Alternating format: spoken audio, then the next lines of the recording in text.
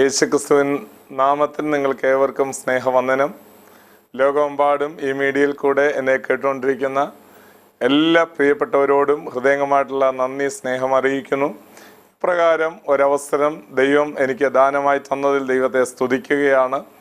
ലോകമെമ്പാടും ഇരുന്നു കൊണ്ട് ദൈവത്തിൻ്റെ വചനം കേൾക്കുന്ന നിങ്ങളോട് ഏവരോടും ദൈവത്തിൻ്റെ ആത്മാവ് സംസാരിക്കട്ടെ എന്ന് ആത്മാർത്ഥമായി ആഗ്രഹിക്കുന്നു, പ്രാർത്ഥിക്കുന്നു. ഈ നാളുകളിൽ ധാരാളം ആളുകൾക്ക് ഇത് അനുഗ്രഹമായി തീരുവാനായി നിങ്ങളുടെ വിലയേറിയ പ്രാർത്ഥന ആവശ്യമാണ്. അതുപോലെ തന്നെ ഭാരതത്തിലുടനീളം വിവിധ സ്ഥലങ്ങളിൽ കർത്താവിൻ്റെ വേലക്കാര് കർത്താവിൻ്റെ വേല ചെയ്തുകൊണ്ടിരിക്കുന്നു. പ്രത്യേകിച്ച് ഷാലോം മിഷനുമായി ബന്ധപ്പെട്ട് വേല ചെയ്യുന്ന എല്ലാ പ്രിയപ്പെട്ടവരെയും ഓർത്തുകൊണ്ട് നിങ്ങൾ പ്രാർത്ഥിക്കണം എന്ന സ്നേഹത്തോടെ ഓർപ്പിക്കുന്നു.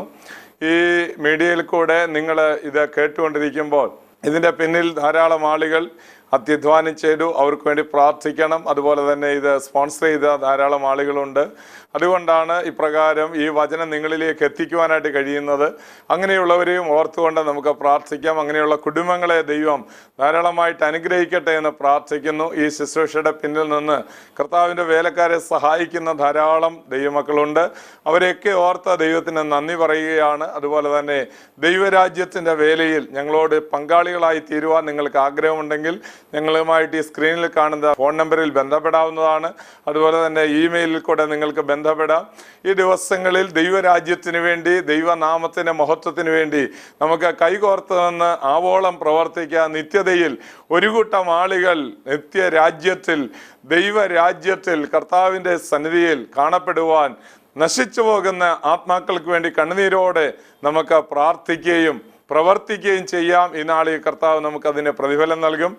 ദൈവവചനം കേട്ടുകൊണ്ടിരിക്കുന്ന നിങ്ങളോട് ഹൃദ്യമായി തുടർന്ന് ദൈവത്തിൻ്റെ ആത്മാവ് സംസാരിക്കട്ടെ എന്ന് പ്രാർത്ഥിക്കുകയാണ്. നമ്മൾ കഴിഞ്ഞ ചില നാളുകളായിട്ട് ആടുകളും ഇടയനും എന്നുള്ള ബന്ധത്തിൽ ദൈവസഭയെയും ആടുകളുടെ ഇടയനാകുന്ന യേശുക്രിസ്തുവിനെയും കുറിച്ച് നമ്മൾ ചിന്തിച്ചു വരികയായിരുന്നു. കഴിഞ്ഞ പ്രാവശ്യം നമ്മൾ ചിന്തിച്ചത് ഒരു ഇടയനാണെങ്കിൽ ആടുകളെ മേയിച്ചുകൊണ്ട് നടക്കുന്നതിനിടയിൽ കുടിപ്പിക്കുന്നത് ഇടയനാണ്, അഥവാ യേശുക്രിസ്തുവാണ്. പരിശുദ്ധാത്മാവെന്ന ദാനത്താൽ നമ്മളെ എല്ലാവരെയും നിറയ്ക്കുന്നത് അവൻ്റെ അടുക്കൽ ചെന്നെങ്കിൽ മാത്രമേ, ദാഹിക്കുന്നെങ്കിൽ മാത്രമേ, അതുപോലെ തന്നെ കുടിക്കുന്നെങ്കിൽ മാത്രമേ, വിശ്വസിക്കുന്നെങ്കിൽ മാത്രമേ നമുക്കത് അനുഭവമായി തീരുവാൻ കഴിയുള്ളൂ എന്ന് നമ്മൾ ചിന്തിക്കുകയുണ്ടായി. ഇന്ന് നമ്മൾ ധ്യാനിക്കുന്നത് യെഹെസ്കേൽ പ്രവചനം 34 അധ്യായത്തിൻ്റെ 4 വാക്യത്തിൽ കൂടെ ദൈവം ഒരു ഇടയന് വേണ്ട ഒരു ക്വാളിറ്റി ദൈവം തന്നെ പറയുന്നു. അതാ ഇസ്രയേലാകുന്ന തൻ്റെ ജനത്തെ താൻ നടത്തിക്കൊണ്ടുവരുന്നതിനിടയിൽ തൻ്റെ പ്രവാചകന്മാരിൽ കൂടെ ദൈവം അറിയിക്കുന്ന ഒരു ആലോചനയാണ് നമുക്കവിടെ കാണുവാൻ കഴിയുന്നത്. അവിടെ പറഞ്ഞിരിക്കുന്നത് ബലഹീനമായവയെ ശക്തീകരിക്കുന്നവനായിരിക്കണം ഒരിടയൻ. അങ്ങനെയാണെങ്കിൽ നല്ല ഇടയനാകുന്ന യേശുക്രിസ്തു എന്താണ് ചെയ്യുന്നത്? മറ്റൊന്നുമല്ല, ബലഹീനമായി പോകുന്ന ഒരു വിശ്വാസിയെ അവൻ തന്നെ ശക്തീകരിക്കുവാനിടയായി തീരും.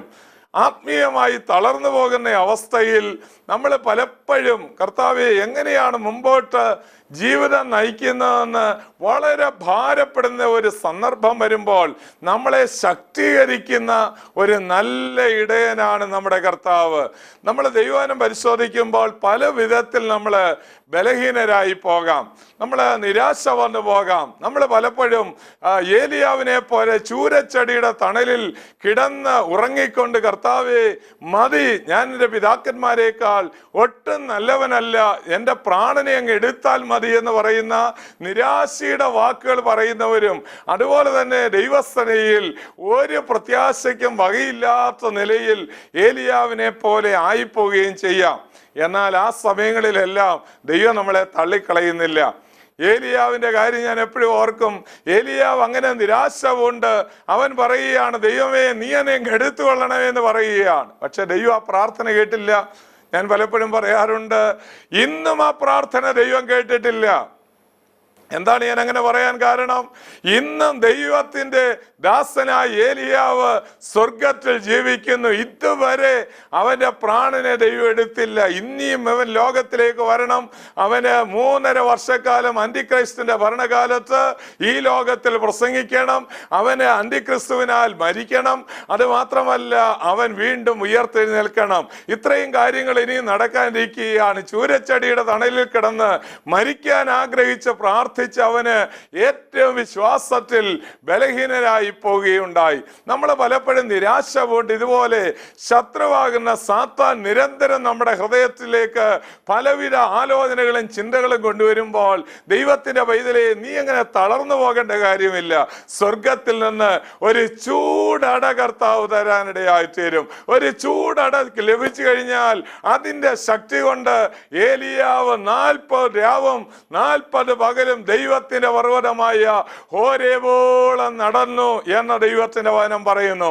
അതുകൊണ്ട് നമ്മൾ ഏറ്റവും ശ്രദ്ധിച്ചിരിക്കേണ്ട ഒരു കാര്യം, നമ്മളെ അങ്ങനെ വിശ്വാസത്തിൽ തളർന്ന് ക്ഷീണിച്ച് എവിടെയെങ്കിലും കിടക്കുന്ന ഒരാടിനെ പോലെ ആയിത്തീരുമ്പോൾ നമ്മളെ ശക്തീകരിക്കുന്ന ഇടയൻ മറ്റാരുമല്ല, യേശു ക്രിസ്തു എന്ന ഇടയനാണ്.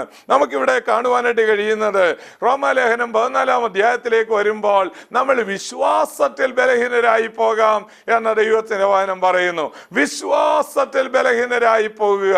നമ്മൾ പലപ്പോഴും വിശ്വാസ ജീവിതം നയിച്ചു വരുന്നതിനിടയിൽ നമ്മൾ പലപ്പോഴും വിശ്വാസത്തിൽ ക്ഷീണിച്ചു പോകാം. ഞാൻ പലപ്പോഴും ഓർക്കാറുണ്ട്, എത്രയോ സമയങ്ങളിൽ ഞാൻ വിശ്വാസത്തിൽ ഒട്ടും ബലമില്ലാതെ താഴ്ന്നു പോകുന്നെന്ന് തോന്നിയ സന്ദർഭങ്ങളുണ്ട്.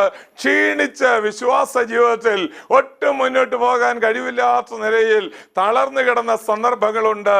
എന്നാൽ ദൈവം നമ്മളെ ശക്തീകരിക്കുന്ന ഇടയനായതുകൊണ്ട് അവൻ നമുക്ക് വിശ്വാസം വർദ്ധിപ്പിച്ചു തരാനിടയായി തീരും. പ്രത്യേകിച്ച് നമ്മുടെ ട്രയൽസിന്റെ നടുവിൽ, നമ്മുടെ പരിശോധനയുടെ നടുവിലാണ് നമ്മുടെ വിശ്വാസത്തെ പരിശോധിക്കപ്പെടുന്നത്. നമ്മൾ പത്രോസ് ലേഖനത്തിൽ വായിക്കുന്നത്, നിങ്ങളുടെ വിശ്വാസത്തിന്റെ പരിശോധന വിലയേറിയത് എന്നാണ് ദൈവത്തിന്റെ വചനം പറയുന്നത്. അതുകൊണ്ട് തന്നെ നമ്മൾ പലപ്പോഴും ആ ട്രയൽസിനുള്ളിലാകുമ്പോൾ, പരിശോധനയുടെ ഉള്ളിലാകുമ്പോൾ നമ്മുടെ വിശ്വാസത്തിൽ വളരെയധികം ചാഞ്ചല്യം ഉണ്ടാകാൻ ഇടയുണ്ട്, സാധ്യതയുണ്ട്. ഇതിന്റെ ഏറ്റവും നല്ലൊരു ഉദാഹരണമാണ് നമുക്ക് തിരുവചനത്തിൽ യോഹന്നാൻ സ്നാപകന്റെ കാര്യം കാണാൻ കഴിയുന്നത്. യോഹന്നാൻ സ്നാപകൻ ഇതാ ലോകത്തിന്റെ പാപത്തെ ചുമന്നഴിക്കുന്ന ദൈവകുഞ്ഞാടെന്ന് വിളിച്ചു പറഞ്ഞയാളാണ്. പിന്നെയും പിറ്റേ ദിവസവും ഇതാ ദൈവത്തിന്റെ കുഞ്ഞാടെന്ന് യോഹന്നാൻ 1:36 വീണ്ടും ആവർത്തിച്ചു പറഞ്ഞതാണ്. എന്നാൽ ചില ദിവസങ്ങൾ കഴിഞ്ഞപ്പോൾ ഹേരോദാവ് പിടിച്ച് അവനെ ജയിലിനകത്ത് ഇട്ട് കഴിഞ്ഞപ്പോൾ ചില ദിവസങ്ങളിൽ ജയിലിനകത്ത് അവൻ പാർക്കുകയാണ്. ഇങ്ങനെ പാർത്തു വരുമ്പോൾ തൻ്റെ വേദനയുടെ നടുവിൽ, തൻ്റെ ഏകാന്തതയുടെ നടുവിൽ, ആരും തന്നെ സഹായിക്കാനില്ലാത്തതിന് നടുവിൽ, ഭീഷണികളുടെ നടുവിൽ, അവൻ താൻ നാളത്തെ ജീവിതത്തെ കുറിച്ച് ആശങ്കയുള്ളവനായിരിക്കുമ്പോൾ തന്നെ ദൈവത്തിന്റെ പുത്രൻ ഇവരെ കുറിച്ചൊക്കെ സംശയമായ ഒരു സന്ദർഭമായിരുന്നു അത്. ആ സമയത്ത് ഈ യോഹന്നാൻ സ്നാപകൻ ശിഷ്യന്മാരെ വിട്ട് യേശുവിനോട് ചോദിക്കുകയാണ്, നീ വരാനുള്ളവനാണോ? വരുവാനുള്ളവൻ നീയോ? ഞങ്ങൾ വേറൊരുത്തനെ കാത്തിരിക്കണമോ? അല്ലയോ യോഹന്നാനെ, നീ തന്നെയല്ലേ പറഞ്ഞത്, വരാനുള്ള ലോകത്തിന്റെ പാപത്തെ ചുമന്നഴിക്കുന്ന ദൈവ കുഞ്ഞാടാണ് ഈ കടന്നു പോകുന്നതെന്ന് നീ തന്നെ പറഞ്ഞതല്ലേ?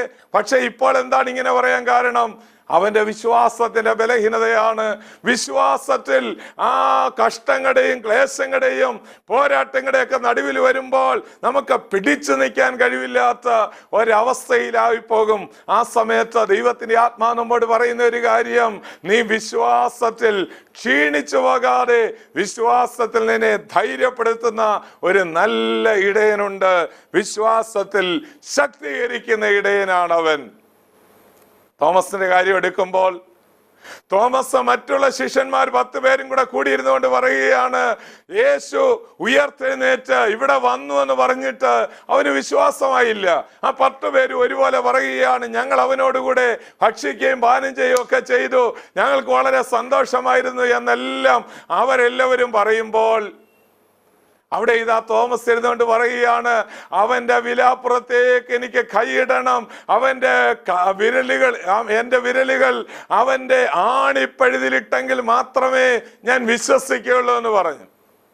എന്നാൽ എന്നെ വളരെ സന്തോഷിപ്പിക്കുന്ന ഒരു കാര്യം, അതേ റൂമിൽ തന്നെ ഒരാഴ്ചക്കകം എല്ലാ ദൈവത്തിന്റെ പുത്രനാകുന്ന കർത്താവിന്റെ ശിഷ്യന്മാരെല്ലാവരും കൂടി ഇരിക്കുമ്പോൾ, ഇതാ വാതിലടച്ചിരിക്കുമ്പോൾ, ശിഷ്യന്മാരെല്ലാവരും കൂടി ഇരിക്കുമ്പോൾ കർത്താവരുടെ നടുവിലേക്ക് വന്നു. നിങ്ങൾക്ക് സമാധാനം എന്ന് പറയുകയാണ്.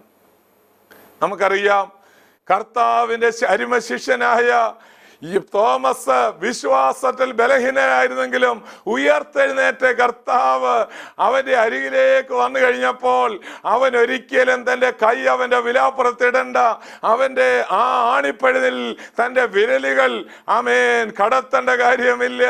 അവൻ പറയുകയാണ്, എന്റെ കർത്താവും എന്റെ ദൈവമേ എന്ന് പറയുകയാണ്. അവന്റെ കാൽക്കലോട്ട് വീണു എന്നാണ് ഞാൻ വിചാരിക്കുന്നത്. പ്രിയമുള്ളവരെ, വിശ്വാസത്തിൽ ബലഹീനനായിരുന്നു ആ ആടിനെ കർത്താവ് എന്ത് ചെയ്യുകയായിരുന്നു? ശക്തീകരിക്കുകയായിരുന്നു. തോമസിനെ സംബന്ധിച്ചിടത്തോളം അവൻ വീണ്ടും ഒരു ശക്തിയുള്ള ദൈവദാസനായി മാറി. ഒരുപക്ഷെ തോമസ് കേരളത്തിലേക്ക്, ഇന്ത്യയിലേക്ക് വന്നു എന്ന് ചരിത്രപരമായിട്ട് നമുക്ക് മനസ്സിലാക്കാൻ കഴിയുന്നു. യേശു ക്രിസ്തുവിന്റെ അരിമ ശിഷ്യന്മാരിൽ ഒരാളായ തോമസ് ഇതാ ഇന്ത്യയിലേക്ക് വന്നതിന്റെ കാരണം ആ ആട് ശക്തിയുള്ളതായി മാറി. വിശ്വാസത്തിൽ അവൻ ശക്തിയുള്ളവനായി മാറി. ഇപ്പോൾ വിശ്വാസത്തിൽ ക്ഷീണിച്ചിരിക്കുന്ന അല്ലയോ സഹോദരി, കഴിഞ്ഞ കാലങ്ങളിൽ നല്ല ആരാധന ഉണ്ടായിരുന്നു, എന്തും കർത്താവ് ചെയ്തു തരുമെന്നുള്ള വിശ്വാസം ഉണ്ടായിരുന്നു, കുഞ്ഞുങ്ങളുടെ കാര്യങ്ങളെല്ലാം ദൈവം നടത്തുമെന്ന വിശ്വാസം ഉണ്ടായിരുന്നു, ഭർത്താവിന്റെ ജോലി രംഗങ്ങളിൽ ദൈവം പ്രവർത്തിക്കുന്ന വിശ്വാസം ഉണ്ടായിരുന്നു. ഇപ്പോൾ ആ വിശ്വാസം എല്ലാം പോയിട്ട് നിരാശ കൊണ്ട് ഇരിക്കുന്ന നിന്നോട് ദൈവത്തിന്റെ ആത്മാവ് പറയുന്നു, നിനക്കൊരു ശക്തീകരിക്കുന്ന ഇടയനുണ്ട്. അവൻ വന്നാൽ ദൈവത്തിന്റെ പുത്രനാകുന്ന കർത്താവ് നമ്മളെ ശക്തീകരിക്കുവാനിടയായി തീരും. യെശയ്യാപ്രവചനം 40-ാം അധ്യായത്തിലേക്ക് വരുമ്പോൾ അവിടെ നമുക്ക് കാണാൻ കഴിയുന്ന ഒരു കാര്യമുണ്ട്. അവൻ ക്ഷീണിച്ചിരിക്കുന്നവന് ശക്തി നൽകും. അവൻ ബലമില്ലാത്തവർക്ക് ബലം വർദ്ധിപ്പിച്ചു കൊടുക്കും. അടുത്ത വാക്യത്തിലാണ് പറയുന്നത്, ബാല്യക്കാർ ക്ഷീണിച്ച് തളർന്നു പോകും, യൗവനക്കാർ ഇടറി വീഴും, എങ്കിലും യഹോവയെ കാത്തിരിക്കുന്നവർ ശക്തിയെ പുതുക്കും. അവർ കഴുകന്മാരെ പോലെ ചിറകടിച്ചു കയറും, അവർ തളർന്നു പോകാതെ ഓടും, അവർ ക്ഷീണിച്ചു പോകാതെ നടക്കും. പ്രിയമുള്ളവരെ, അതുകൊണ്ട് വിശ്വാസത്തിൽ ക്ഷീണിച്ചിരിക്കുന്ന നിങ്ങൾ ദൈവസനയിൽ കാത്തിരിക്കണം. നല്ല ഇടയൻ നിങ്ങളെ ശക്തീകരിക്കുവാൻ മതിയായവനായ ഇടയനാണ്. റോമാലേഖനം 4-ാം അധ്യായത്തിലേക്ക് വരുമ്പോൾ നമുക്ക് വിശ്വാസ വീരന്മാരിൽ ഒരാളായ വിശ്വാസിയുടെ പിതാവെന്ന് നമുക്ക് വിളിക്കാൻ കഴിയുന്ന അബ്രഹാമിന്റെ കാര്യം എഴുതിയിരിക്കുന്നു. അബ്രഹാമിന്റെ കാര്യം എഴുതിയിരിക്കുമ്പോൾ എന്നെ വളരെ സന്തോഷിപ്പിക്കുന്ന ഒരു വാക്യമാണ് 19-ാം വാക്യം. അവിടെ വായിക്കുന്നത്, നമ്മൾ 17-ാം വാക്യത്തിൽ കാണുന്നു, ഇല്ലാത്തതിനെ ഉള്ളതുപോലെ വിളിച്ചു വരുത്തുന്ന സർവശക്തനായ ദൈവം എന്ന് പറഞ്ഞിട്ട് അവിടെ 19-ാം വാക്യത്തിൽ സാറയുടെയും അബ്രഹാമിന്റെയും വിശ്വാസത്തെ സംബന്ധിച്ച് പറഞ്ഞിട്ടുണ്ട്. എന്താണ് അബ്രഹാമിന്റെ വിശ്വാസത്തെ സംബന്ധിച്ച് പറയുമ്പോൾ അവിടെ പറയുന്നു, വാഗ്ദത്തത്തിങ്കൽ സംശയിക്കാതെ വിശ്വാസത്തിൽ ശക്തിപ്പെട്ടു എന്നാണ് എഴുതിയിരിക്കുന്നത്. വിശ്വാസത്തിൽ അവൻ ശക്തിപ്പെട്ടു. എന്താ കാരണം? മറ്റൊന്നുമല്ല, അവന് വാഗ്ദത്തം ലഭിച്ചിരുന്നു. ദൈവത്തിന്റെ വൈദ്യരെ, നിനക്കൊരു വാഗ്ദത്തം ദൈവം തന്നിട്ടുണ്ടെങ്കിൽ അതിൽ നീ പിടിച്ച് ശക്തിയോടെ നിന്നുകൊള്ളണം. നീണ്ട 25 വർഷം കഴിയുമ്പോൾ, നീണ്ട 24-ാമത്തെ വർഷത്തിന്റെ അവസാന സമയം വന്നിട്ടും അബ്രഹാമിന്റെ വിശ്വാസത്തിന് യാതൊരു മാറ്റവും വന്നിട്ടില്ല. കാരണം കൽദേരുടെ ഊരിൽ വെച്ച് തന്നോട് ദൈവം പറഞ്ഞതാണ്, നീ നിമിത്തം, നിന്റെ സന്തതി നിമിത്തം ഭൂമിയിലുള്ള സകല വംശങ്ങളും അനുഗ്രഹിക്കപ്പെടുമെന്ന് പറഞ്ഞ് 7 അനുഗ്രഹങ്ങൾ കൊടുത്താണ് ദൈവം അവനെ വിളിക്കുന്നത്. അങ്ങനെ വിളിക്കുമ്പോൾ അവൻ ആ വിശ്വാസത്തിന്റെ കാൽച്ചുവടികൾ വെച്ച് മുമ്പോട്ട് ഇറങ്ങുകയായിരുന്നു. എന്നെ കേട്ടുകൊണ്ടിരിക്കുന്ന അല്ലയോ ദൈവദാസനെ, ഇപ്പോൾ നിങ്ങളുടെ വിശ്വാസം എവിടെ പോയിരിക്കുന്നു? വിശ്വാസത്തിൽ ഇന്ന് നിങ്ങളെ ശക്തീകരിക്കുവാൻ ഒരു നല്ല ഇടയൻ നിങ്ങളുടെ അരികിൽ വന്ന് നിൽപ്പുണ്ട്. ആ നല്ല ഇടയൻ ആടാകുന്ന നിങ്ങളെ ദൈവം ശക്തീകരിക്കും. അബ്രഹാമിന്റെ വിശ്വാസം എടുക്കുമ്പോൾ ആമേൻ, നമുക്കവിടെ വിശ്വാസത്തിൽ ശക്തിപ്പെട്ടു എന്ന് പഠിക്കാൻ കഴിയും. രണ്ടാമതായിട്ട് സാറയുടെ വിശ്വാസത്തെ സംബന്ധിച്ച് പറയുന്നു, തൻ്റെ ശരീരത്തിന് നിർജീവത്വം ഗ്രഹിച്ചിട്ടും അവൾ വിശ്വാസത്തിൽ ക്ഷീണിച്ചു പോയില്ല. തൻ്റെ ശരീരം കൊണ്ട് നടക്കാത്ത ഒരു കാര്യം ദൈവം ചെയ്യാൻ പോകുന്നുവെന്ന് അവൾക്ക് വിശ്വാസം ഉണ്ടായിരുന്നു. ദൈവത്തിൻ്റെ ആ ശക്തീകരിക്കുന്ന ആ നല്ല ഇടയൻ അവരുടെ അരികിൽ എല്ലായ്പ്പോഴും ഉണ്ടായിരുന്നത് കൊണ്ട് ആ ഇടയന്റെ ചേർന്ന് നടക്കുന്ന ഒരു ദൈവം ഇതിന് ആ ശക്തി എപ്പോഴും ലഭിച്ചുകൊണ്ടിരിക്കും. നമുക്ക് കർത്താവ് ലോകത്തിലേക്ക് വന്നതിന്റെ ഉദ്ദേശം തന്നെ എന്താണ്? യേശുക്രിസ്തു ലോകത്തിലേക്ക് വന്നതിന്റെ ഉദ്ദേശം മറ്റൊന്നുമല്ല. നമുക്ക് യെശയ്യാ പ്രവചനത്തിൽ കൂടെ ദൈവം നേരത്തെ തന്നെ ഏകദേശം 700 വർഷങ്ങൾക്ക് മുൻപേ തന്നെ ദൈവം ലോകത്തോട് വിളിച്ചു പറഞ്ഞതാണ്, അവൻ ബലഹീനരുടെ ബലഹീനതകളെ ചുമന്നു എന്നെഴുതിയിരിക്കുന്നു. അപ്പൊ നമുക്ക് ബലഹീനതയുണ്ടെങ്കിൽ കർത്താവ് നമ്മളെ ശക്തീകരിച്ച് അത് ചുമക്കുന്ന ദൈവമാണ്. മത്തായിയുടെ സുവിശേഷം 8-ാം അധ്യായത്തിലേക്ക് വരുമ്പോൾ അതിന്റെ 17-ാം വാക്യത്തിലേക്ക് വരുമ്പോൾ അവൻ നമ്മുടെ ബലഹീനതകളെ ചുമന്നു എന്ന് കാണുവാനായിട്ട് കഴിയും. നമ്മുടെ ബലഹീനതകളെ അവൻ ശക്തീകരിച്ച് വഴി നടത്തുവാൻ മതിയായവനായ ദൈവമാണ്. അത് മാത്രമല്ല, എന്നെ വളരെ സന്തോഷിപ്പിക്കുന്ന കാര്യം റോമാലേഖനം 8-ാം അധ്യായത്തിന്റെ 26-ാം വാക്യത്തിലേക്ക് വരുമ്പോൾ അവിടെ നമുക്ക് കാണുവാൻ കഴിയുന്നു, ഈ നമ്മുടെ ബലഹീനതയ്ക്ക് തുണ നിൽക്കുന്ന ഒരു ആത്മാവ് നമ്മുടെ കൂടെയുണ്ട്. പൗലോസ് പറയുകയാണ്, യൗവനം പ്രാർത്ഥിക്കണം നമുക്കറിയില്ല, എങ്ങനെയാണ് പ്രാർത്ഥിക്കേണ്ടത് നമുക്കറിയില്ല. ഞാൻ പലപ്പോഴും ചിലരുടെയൊക്കെ വിഷയങ്ങൾ കേട്ട് ഹൃദയം തകർന്ന് ദൈവസ്ഥനെ ഇരിക്കാറുണ്ട്. ദൈവമേ, എന്താണ് പ്രാർത്ഥിക്കേണ്ടത്? അത്രമാത്രം നമ്മുടെ ഹൃദയത്തെ വേദനിപ്പിക്കുന്ന അനേകരുടെ സംഭവങ്ങൾ, അനേക ഭവനങ്ങൾ നടക്കുന്ന കുഞ്ഞുങ്ങളുടെ വിഷയങ്ങൾ, അനേക യൗവനക്കാരുടെ വിഷയങ്ങൾ കേൾക്കുമ്പോൾ ഹൃദയം പൊട്ടിപ്പോകുന്ന വേദന ഉണ്ടാകാറുണ്ട്. ആ സമയത്ത് എന്ത് പ്രാർത്ഥിക്കണോ നമുക്കറിവില്ലാതിരിക്കുമ്പോൾ ദൈവത്തിന്റെ വചനം പറയുന്നു, ഔവണ്ണം നമ്മുടെ ബലഹീനതയ്ക്ക് തുണ നിൽക്കുന്ന ഒരു ആത്മാവുണ്ട്. നമ്മുടെ ബലഹീനതകളെല്ലാം തുണ നിന്ന് നമ്മളെ കൊണ്ട് പ്രാർത്ഥിപ്പിക്കുന്ന ആത്മാവ് ഇന്ന് എന്നെ കേട്ടുകൊണ്ടിരിക്കുമ്പോൾ, അല്ലയോ സഹോദരി, പ്രാർത്ഥിക്കാൻ പോലും കഴിവില്ലാതെ നീ തളർന്ന് ഒതുങ്ങി ക്ഷീണിച്ചൊരിടത്തിരിക്കുകയാണ്. ദൈവത്തിന്റെ ആത്മാവ് പറയുന്നു, നിന്നെ ശക്തീകരിക്കുന്ന, നിന്നെ ബലപ്പെടുത്തുന്ന, നിനക്ക് ഉന്മേഷം തരുന്ന, നിന്റെ വായിൽ വചനം തരുന്ന, നീ അനേകരോട് സാക്ഷ്യം പ്രസ്താവിക്കത്തക്കവണ്ണം നിന്നെ ഒരു അഭിഷിക്തയാക്കി മാറ്റുന്ന, അനേകരെ ശക്തീകരിക്കത്തക്കവണ്ണം കൃപയുള്ളവളാക്കി മാറ്റുന്ന ഒരു ശക്തീകരിക്കുന്ന ഇടയൻ നിന്റെ അരികിലുണ്ട്. ആ ഇടയൻ ശക്തീകരിക്കുന്ന ഇടയനായതുകൊണ്ട് നമുക്ക് ഈ നാളുകളിൽ ദൈവത്തിന് സ്തോത്രം ചെയ്യാം. ഞാൻ പറഞ്ഞു വന്നത്, ആ ഇടയൻ ശക്തീകരിക്കുന്ന ഇടയനാണ്. ആ ഇടയൻ നല്ല ഇടയനാണെന്ന് മാത്രമല്ല, അവൻ നമ്മളെ അറിയുന്ന ഇടയനാണെന്ന് മാത്രമല്ല, കരുതുന്ന ഇടയനാണെന്ന് മാത്രമല്ല, മുമ്പേ നടക്കുന്ന ഇടയനാണെന്ന് മാത്രമല്ല, നമ്മളെ ലീഡ് ചെയ്യുന്ന ഇടയനാണെന്ന് മാത്രമല്ല, നമ്മളെ ശക്തീകരിക്കുന്ന ഇടയനാണെന്ന് മാത്രമല്ല, നമ്മളെ വെള്ളം ആവശ്യത്തിന് കുടിപ്പിക്കുന്ന ഇടയനാണെന്ന് മാത്രമല്ല, അടുത്തതായിട്ട് നമുക്ക് പഠിക്കാൻ കഴിയുന്നത് ഈ ഇടയൻ ആരാണ്? ഈ ഇടയൻ ആ വാക്യത്തിൽ എഹെസ്കേൽ പ്രവചനം 34-ാം അധ്യായത്തിന് 4-ാം വാക്യത്തിൽ പറഞ്ഞിരിക്കുന്നു, ആ ഇടയൻ ചികിത്സ ചെയ്യുന്ന ഇടയനാണ്. 4-ാം വാക്യത്തിൽ പറയുന്നു, ചികിത്സ ചെയ്യുന്ന ഇടയനാണ്. അഥവാ ഇത് ഏതെങ്കിലും രോഗം വന്ന ആടിനെ ഇഗ്നോർ ചെയ്യുന്ന ഇടയനല്ല, അതിനെ കണ്ടില്ല എന്ന് വിചാരിക്കുന്നില്ല. ആട്ടിൻകൂട്ടങ്ങൾ ഒരു പക്ഷേ ഒരാട്ടിടേന്റെ കീഴിൽ ആയിരക്കണക്കിന് ആടുകൾ ഉണ്ടായിരിക്കാം. എന്നാൽ ആ ആടുകളിൽ ഒന്നിൽ ഏതെങ്കിലും നടത്തുന്നതിനിടയിൽ ക്ഷീണിച്ചിരിക്കുന്നത് കണ്ടാൽ, ഏതെങ്കിലും ഒരാടിന്റെ തളർച്ച കണ്ടാൽ, ഏതെങ്കിലും ഒരാടിന്റെ കാൽ ഉളുക്കിയിരിക്കുന്നത് കണ്ടാൽ, ഒടിഞ്ഞിരിക്കുന്നത് കണ്ടാൽ അതൊക്കെ മറന്നു കളയുന്ന ഒരു ഇടയനല്ല ഈ ഇടയൻ. ആത്മീയമായി നിങ്ങൾ ഇതിനെ ചിന്തിച്ച് നോക്കുക. നിങ്ങളിപ്പോൾ ഒരു ചികിത്സ വേണ്ട അവസ്ഥയിലാണ് ഇരിക്കുന്നതെങ്കിൽ നിങ്ങളുടെ എല്ലാ മേഖലയിലും ആ ഇടയൻ ചികിത്സിക്കാൻ തയ്യാറാണ്. നമുക്ക് ലോകത്തിലെ ഡോക്ടർമാരുടെ അരികിലേക്ക് എന്നാൽ ശരീരത്തിന്റെ സൗഖ്യം ഒരുപക്ഷെ അവരുടെ മെഡിസിൻ കൊണ്ട്, അവരുടെ ജ്ഞാനം കൊണ്ട് ലഭിച്ചു എന്ന് വരാം. മാനസിക മണ്ഡലങ്ങളിൽ ഒരല്പം ആശ്വാസം ചിലപ്പോൾ ഡോക്ടർമാർക്ക് കൊടുക്കാൻ കഴിഞ്ഞു എന്ന് വരാം. എന്നാൽ ആത്മാവിലുള്ള സൗഖ്യം ആരിൽ നിന്നാണ് ലഭിക്കുന്നത്?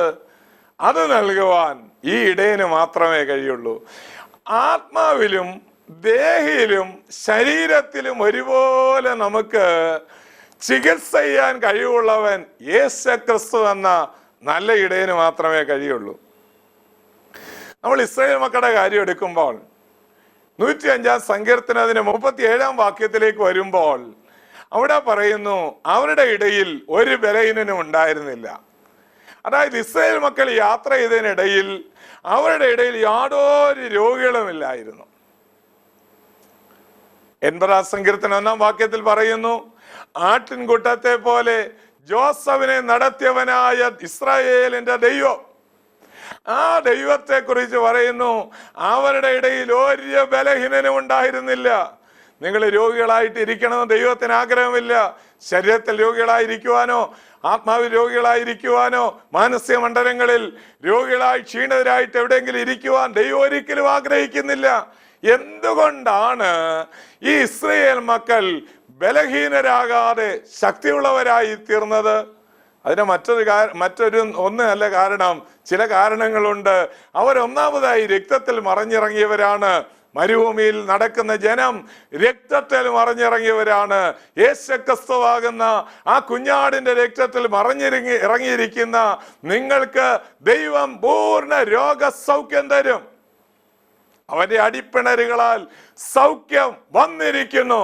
ഇപ്പോൾ എന്നെ ഈ മീഡിയയിൽ കൂടെ കേട്ടുകൊണ്ടിരിക്കുമ്പോൾ ഹല്ലേലൂയ, നിങ്ങളുടെ ആ കാലിന്റെ രോഗം സൗഖ്യമാകുന്നു. നിങ്ങളുടെ കാലിന് കൂടെ ഉണ്ടാകുന്ന ആ കോച്ച് വലിക്കുന്ന അനുഭവം ആമേൻ ദൈവത്തിന്റെ ആത്മാവ് സൗഖ്യമാക്കുന്നു. ആമേൻ നിങ്ങളുടെ അന്തരാത്മാവിൽ നിരാശ വരുന്ന ആ രോഗം ഇപ്പോൾ തന്നെ മാറിപ്പോകുന്നു. മാനസിക മണ്ഡലങ്ങളിൽ നിരാശ വരുന്ന അനുഭവം ഇപ്പോൾ യേശു സൗഖ്യമാക്കുന്നു. രണ്ടാമതായിട്ട് നമുക്ക് പഠിക്കാൻ കഴിയും, അവര് മന്ന ഭക്ഷിച്ചവരാണ്. അവർക്ക് മന്ന സ്വർഗത്തിൽ നിന്ന് ദൈവം പൊഴിച്ചു കൊടുത്തത് കൊണ്ട് ആ സ്വർഗീയ മന്നയാകുന്ന ആമേൻ ആ വചനം നിങ്ങൾ ഭക്ഷിക്കുന്നവരാണെങ്കിൽ നിങ്ങൾക്ക് ആമേൻ രോഗസൗഖ്യമുണ്ട്. വചനം കേൾക്കുക മാത്രമല്ല, അതിനെ ചെയ്യുന്നവരും കൂടെ ആണെങ്കിൽ നിങ്ങൾക്ക് സൗഖ്യമുണ്ട്. മൂന്നാമതായിട്ട് അവരൊരു മേഘത്തണലിൽ നടന്നവരാണ്. അവരൊരു മേഘത്തിന്റെ തണലിലാണ് നടക്കുന്നതെങ്കിൽ അവർക്കൊരു രോഗവും വരികയില്ല. ആമേൻ പകൽ പറക്കുന്ന അസ്ത്രത്തെയും ഇരുട്ടിൽ സഞ്ചരിക്കുന്ന മഹാമാരിയെയും ഉച്ചയ്ക്ക് നശിപ്പിക്കുന്ന സംഹാരത്തെയും നിനക്ക് പേടിപ്പാനില്ല. നിന്റെ വശത്ത് 1000 പേരും നിന്റെ വലത്തുവശത്ത് 10,000 പേരും വീഴും, എങ്കിലും അവർ നിന്നോട് അടുത്തു വരികയില്ല. ഒരു ബാധയും നിന്റെ കൂടാരത്തിൽ അടുക്കുകയില്ല എന്ന് ദൈവത്തിന്റെ വചനം പറയുന്നു. അതുകൊണ്ട് അവര് ആമേൻ യേശുക്രിസ്തുവിന്റെ പരിശുദ്ധ രക്തത്താൽ വീണ്ടെടുക്കപ്പെട്ടവരായിരുന്നു മാത്രമല്ല, മന്ന ഭക്ഷിച്ചവരായിരുന്നു മാത്രമല്ല, മേഘത്തണലിൽ നടന്നതുകൊണ്ട് അവർക്ക് യാതൊരു രോഗവുമില്ലായിരുന്നു. നമുക്കിന്ന് കർത്താവിന്റെ സന്നിധിയിൽ ഹല്ലേലൂയ നമ്മളെ ഏൽപ്പിച്ചു കൊടുക്കുമ്പോൾ ആ നല്ല ഇടയൻ രോഗത്തെ ചികിത്സിച്ച് സൗഖ്യമാക്കുന്ന ഇടയനാണ്.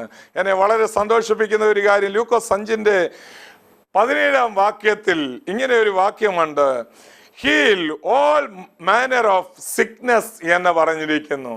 അവൻ എല്ലാ വ്യാധികളെയും സുഖമാക്കി എന്നാണ് പറഞ്ഞിരിക്കുന്നത്. എല്ലാ വ്യാധികളെയും സുഖമാക്കുവാൻ അവിടുത്തേക്ക് കഴിയും. മത്തായിയുടെ സുവിശേഷം 4:23 ഹല്ലേലൂയ, ആമേൻ. 103 സങ്കീർത്തനം 3 വായിക്കുമ്പോൾ അവൻ സകല രോഗങ്ങളെയും സൗഖ്യമാക്കി എന്ന് വായിക്കുന്നു.